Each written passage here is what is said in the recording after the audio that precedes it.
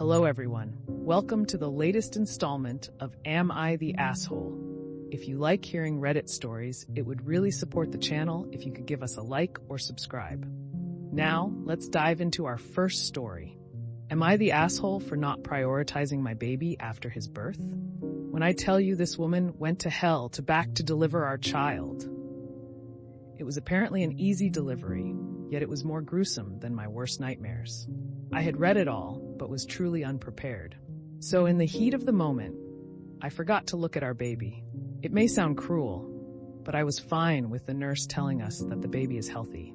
The woman I had promised to love and protect was crying, howling, looking like she was fighting death, all because of me. My entire focus was on her and her doctor. My mom asked me how the baby looked when he came out. She apparently wanted to relate back to how I looked. I said I don't know and told her why. Apparently I was in the wrong for that. She told my wife's mother, who echoes the sentiment. Apparently I got the rare opportunity that most men in their era never did, and screwed it up. One of the comments was passed in my wife's earshot while we thought she was asleep. She wasn't, heard it, and started crying over how I don't love our child. That I don't mind. She's still zonked out on hormones and pain. Luckily, she quickly fell asleep and hasn't mentioned it since. I'm guessing she didn't register that interaction. But yeah, am I the asshole and a whipped husband who messed it up? Not the asshole. My husband and I had a deal that if for any reason during the birth, medical staff walk away with the baby, he is 100% to go with the baby. I had an unplanned C-section, and they took my baby away to weigh her, and he absolutely refused to go with them. I was so upset with him. That was not what we agreed. He tells me she was in eyesight, he could see her, and that she was safe, and immediately brought to me, but that in that moment, his concern and fear was 100% for me. Our baby was born healthy and well, and I was cut open and semi-conscious. He said he does not apologize and would do it again. He will never apologize for worrying for or protecting me. I know he approaches our baby, now toddler, with the same fierce protectiveness. It is not either or. He has enough love to go around. And I know, had our baby not been 100% healthy, he would have gone with her immediately, as we agreed. You can love and want to protect them both, OP. Perfect comment. Show this to your wife. Forget anyone else, they do not matter, and make sure they know it. Not the asshole. I don't care what anyone says. This is next level dedication to your wife. I think it is amazingly sweet. Keep it up, because it will make for a great marriage. I'm sure you love your child. This situation is not a measure of how much you love your child. It's a measure of how much you love your wife. Not the asshole. My dad fainted when I was born. My mom still jokes with him about it, but it didn't stop him from being a great dad for the past 33 years. Everyone reacts in that moment differently. The thing that's important is you were present and making sure everyone involved is okay. No idea why you're getting so much crap for this. Not the asshole. Childbirth is a hard process, and I don't blame you as a spectator for feeling overwhelmed, powerless, and not thinking clearly. Your focus was on your wife. You clearly love her dearly and felt bad for the pain she was experiencing. You will have all your life to look at your baby. Congrats.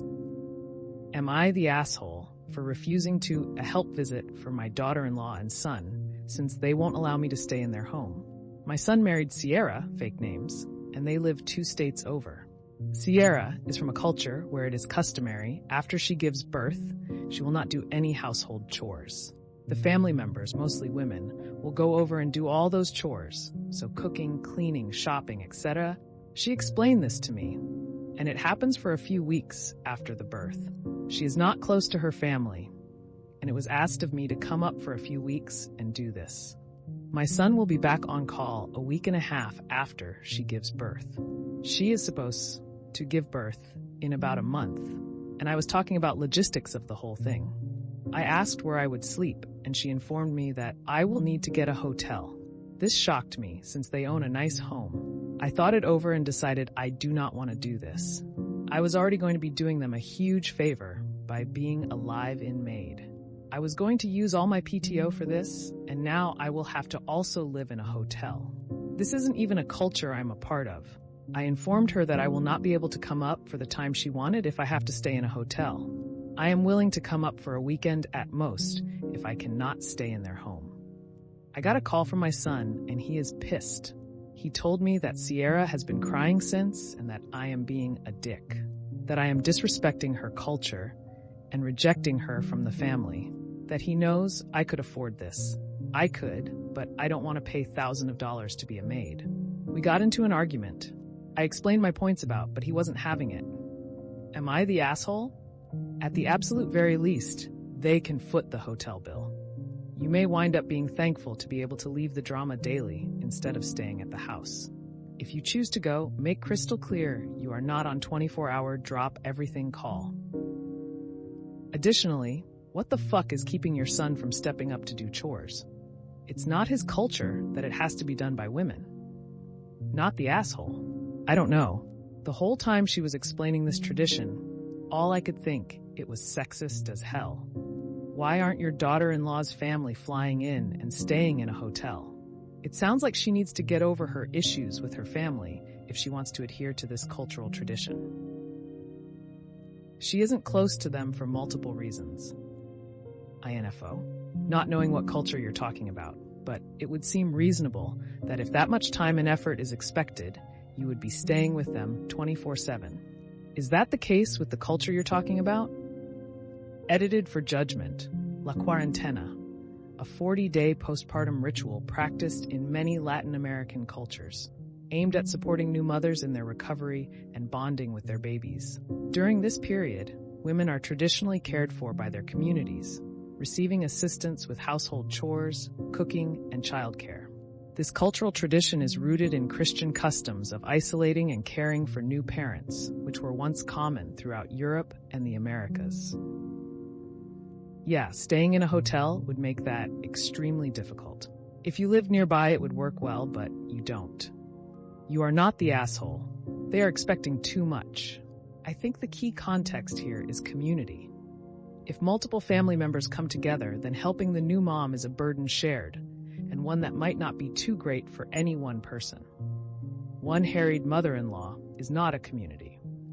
Well, that's another episode of Am I the Asshole in the books.